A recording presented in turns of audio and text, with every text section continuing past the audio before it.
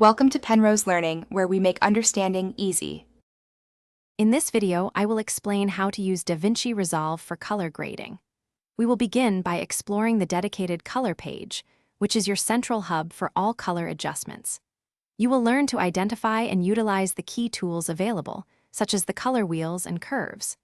We will also cover how to interpret the various scopes, like the waveform and vector scope, to ensure your images are technically sound and visually balanced. This foundational knowledge is crucial for achieving professional results. Next, let's dive into primary color correction, which involves making global adjustments to your entire image.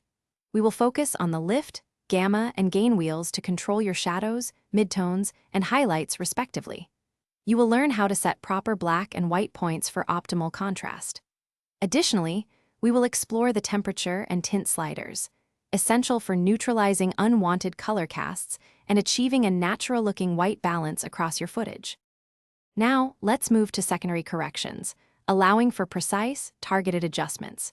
We will explore how to use qualifiers to select specific colors and power windows to isolate particular areas within your frame.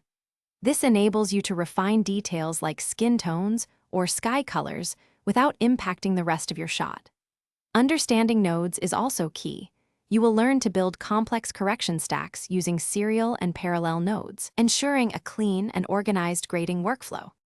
Finally, let's explore the creative side of color grading to give your footage a distinct look. We will experiment with applying lookup tables, or LUT, and crafting custom curves to achieve unique styles. You will learn how to subtly adjust saturation and vibrance to enhance the mood and emotional impact of your scenes.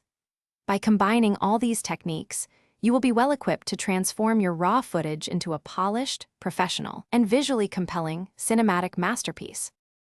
Thanks for watching. If this was helpful, leave a like and consider subscribing. See you next time.